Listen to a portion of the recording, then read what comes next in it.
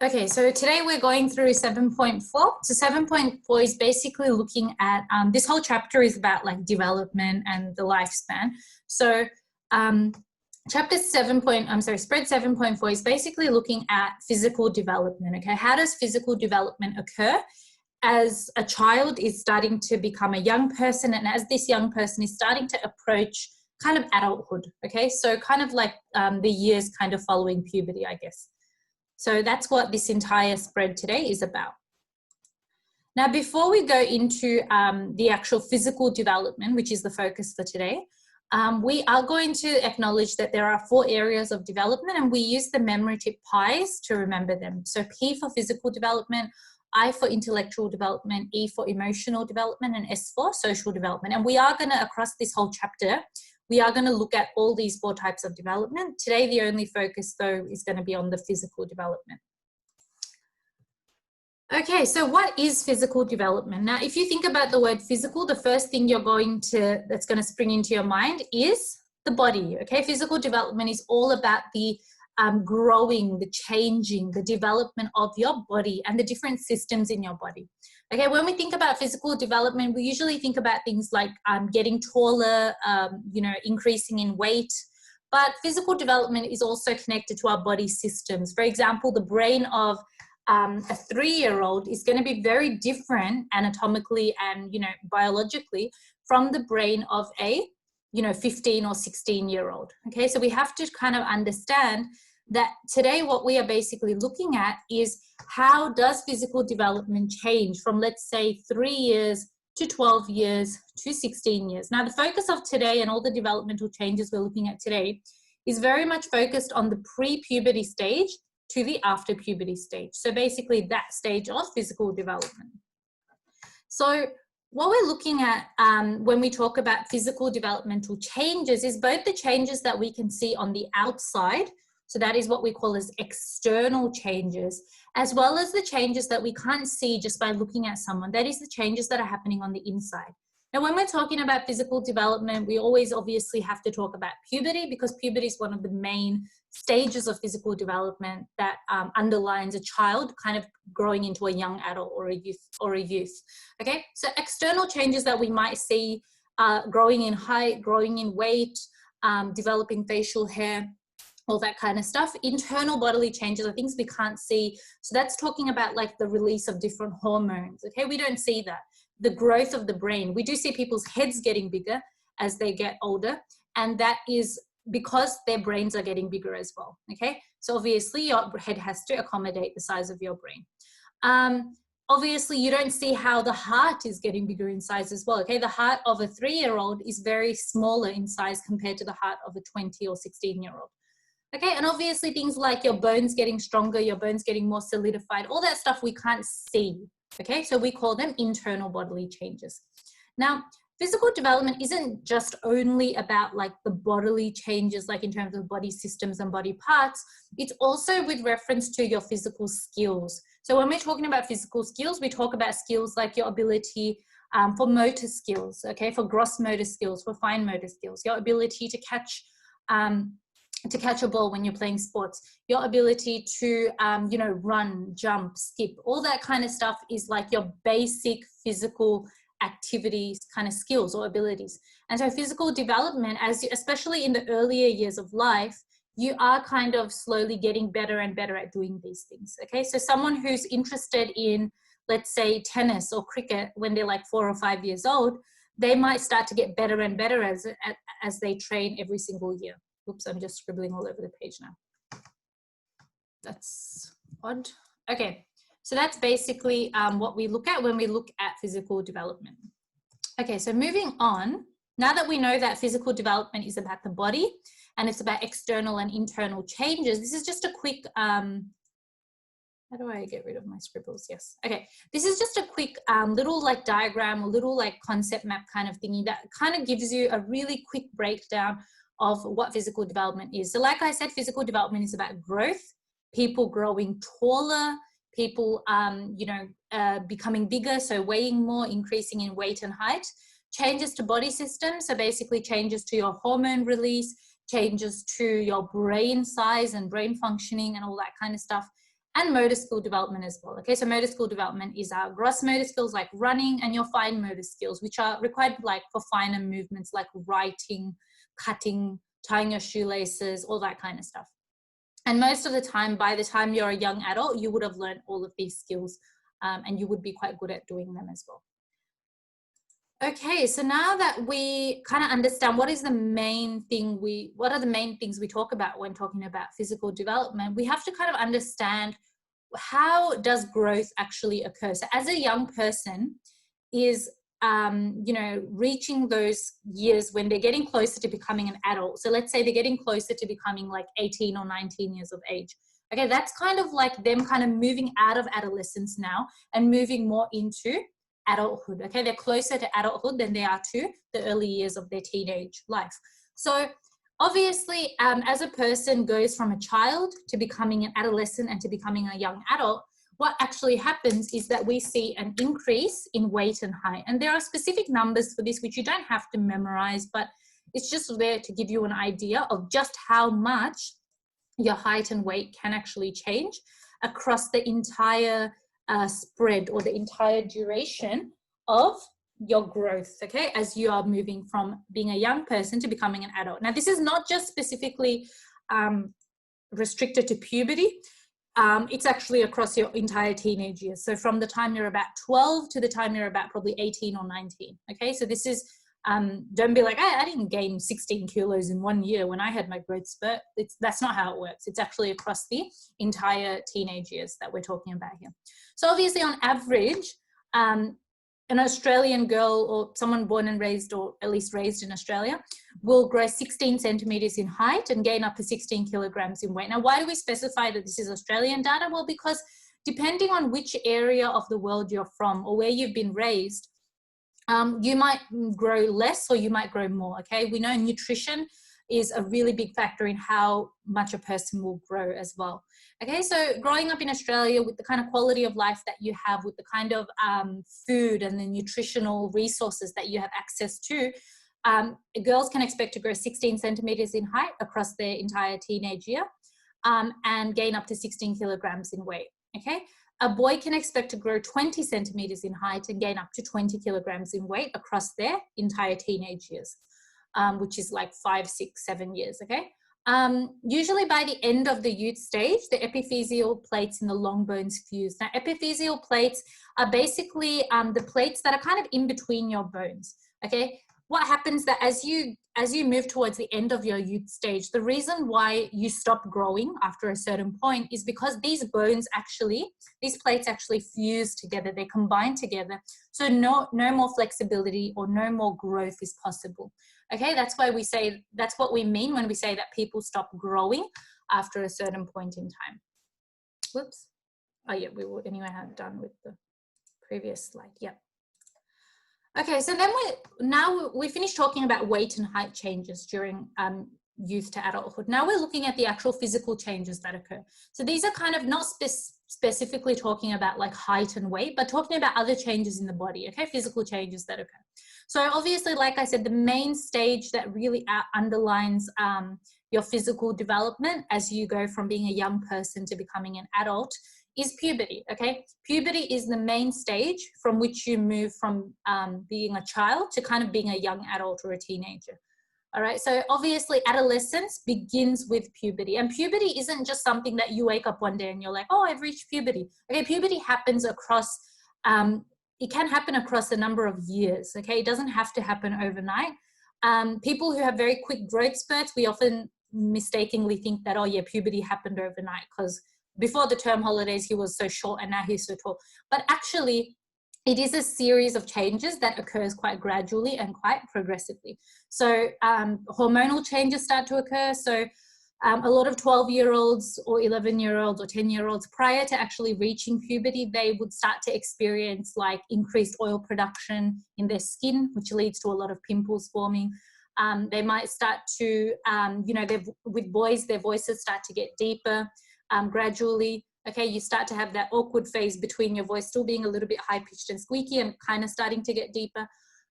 With girls, obviously, they start to see changes in terms of their width of their bodies and all that kind of stuff Okay, hormonal release also makes kids in this time period quite moody. Okay, so kids might snap out, they might be moody, their parents might be like, you're not like what you used to be. Okay, so it can actually play up with not just your physical body, but your emotions and the way you interact with others as well.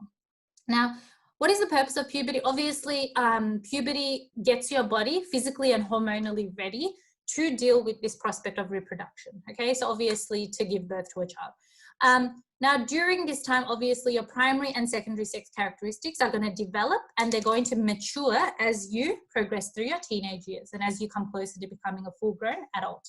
Now, what are your primary sex characteristics? Primary, remember, means first, okay? So primary meaning first, because we go to primary school before secondary school. Primary just means first. So primary sex characteristics are your first sex characteristics. They are basically the characteristics that you are born with, okay? Now, you're already born with these characteristics, but they start to develop and become more matured after you reach puberty. And these are usually organs that we need for reproductive purposes. So in women or in females, these are the uterus and the ovaries. Women can't give birth if they don't have these. And in males, these are the testes. So obviously males can't engage in obviously reproductive processes without this thing. And obviously another name for this is genitals. So primary sex characteristics are what you're born with, and you already have them when you're born. Secondary sex characteristics are not present at birth, so you're not born with them. And they're more like physical signs, okay? They don't directly involve sex organs, but they're basically things that happen after you have gone through puberty. So as you get older, for example, you might start to get a little bit more, you might start to lose your baby fat, but then you might start to become a little bit more wider in other areas, like your hips and things, okay, for girls. Body hair development, okay, development of facial hair, increased muscle mass, okay, broadened shoulders, all this kind of stuff is things that aren't specifically related to organs in particular, but they are things that characteristics that we see after puberty, okay? That's why we call them secondary sexual characteristics, because we're not born with them, but we start to see them. They start to come up or occur after we go through puberty. Okay, so that's basically, you need to be able to distinguish between primary and secondary, and you should be able to in the name itself, okay? Primary comes first, you're born with them. Secondary comes after puberty, okay? So you're not born with them. Alrighty. Now just looking at a quick summary, and there's a little bit more of a detailed diagram on the next slide, but looking at the physical changes that occur, there's a typo, I shouldn't have written the word due there. It should be physical changes that occur to males and females during puberty. So in general, there's some general ones that we can say that are the same for both boys and girls or for females and males. So skin gets oilier, obviously because of all the release of these different hormones during puberty. Your skin, the oil production or the sebum production in your skin gets increased a lot, and that leads to your skin getting a lot oilier. You might feel like you're a little bit more like, I don't know, like icky or sticky or like you feel greasier than usual, okay? It doesn't take a lot to kind of for you to get pimples anymore, whereas maybe when you were a child you never used to get pimples or acne. Again, this is all due to the different release of hormones that occur as you approach and as you start to go through puberty. Okay, body hair is common for both males and females. Leg muscles getting bigger and stronger is common for both males and females as well, okay? And obviously, shoulders getting wider is specific for males. Breast development is common for females, okay? So that's like, you've got some specific ones for the genders, but then you've got some common ones as well.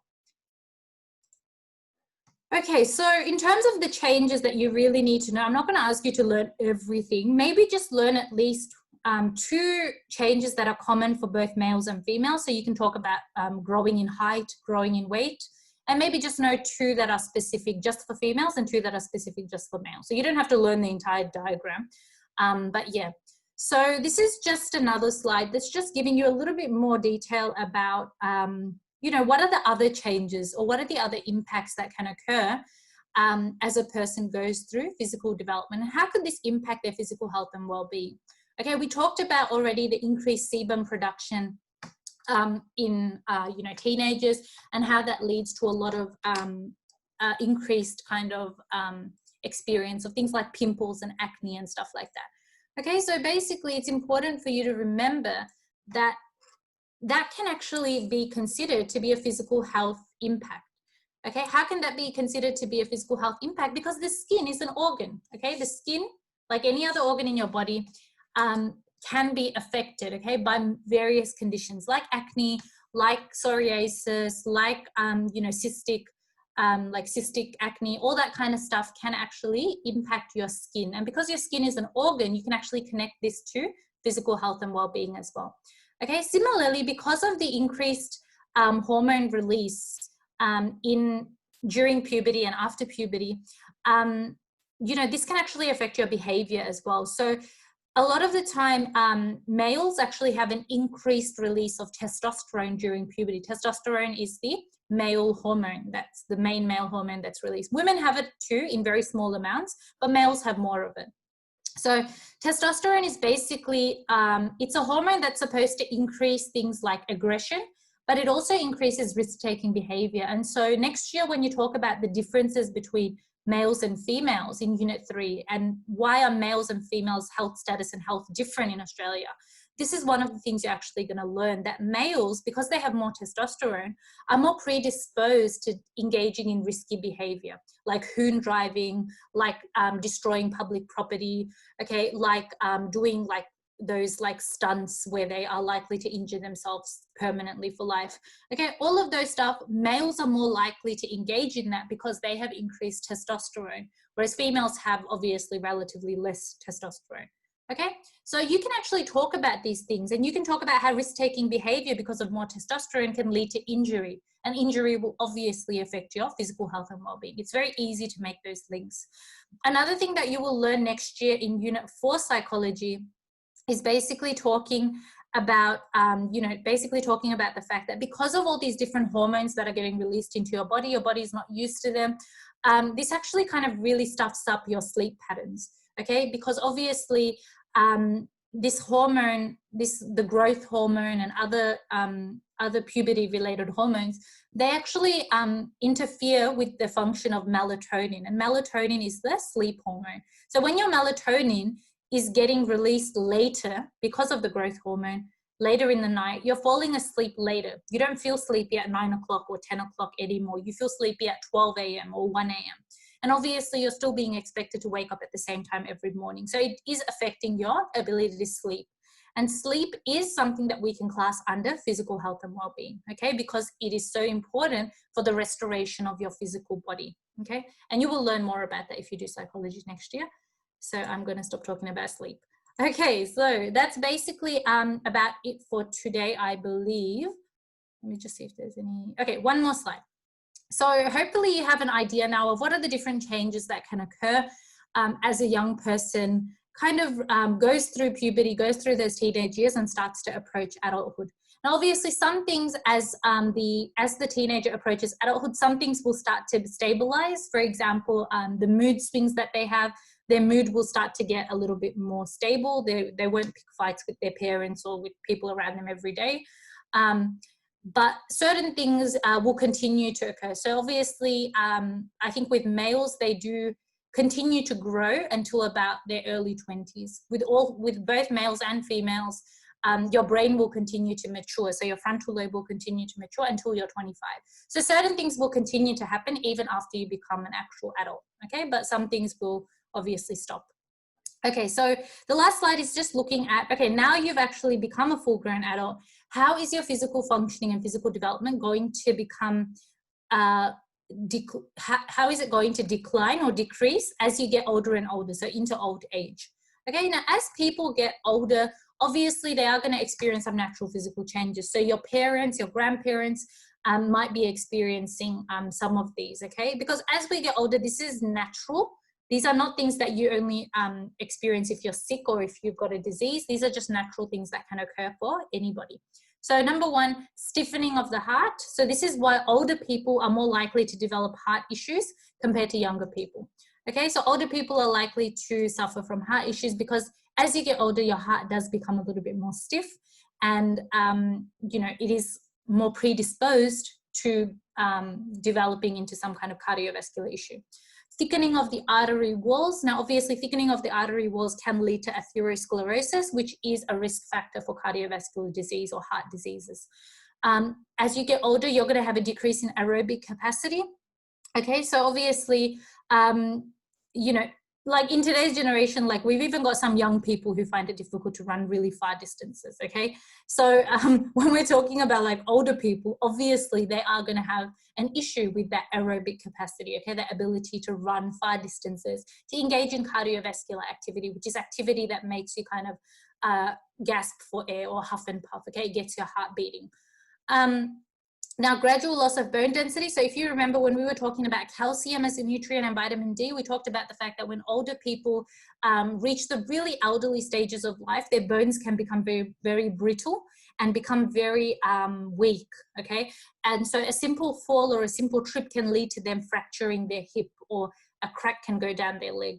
Okay, so this can actually increase the risk of a condition called osteoporosis. Okay, so this is basically what are the different physical health issues that occur as you get older and older, okay, past the years of early adulthood, past the years of middle adulthood, into the years where you are approaching your later adulthood stages. Okay, so yeah, that's basically the summary. Now, you don't need to know all 4, just pick 2 from these 4 and just study those. That should be fine. Okay, I think that's, yeah, that's about it for today. So now your work, just before you all run away from me, just give me 1 second. I just need to just quickly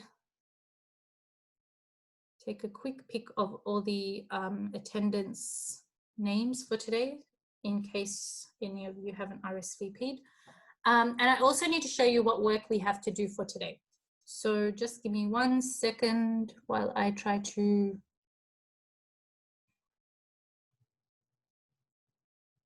All right.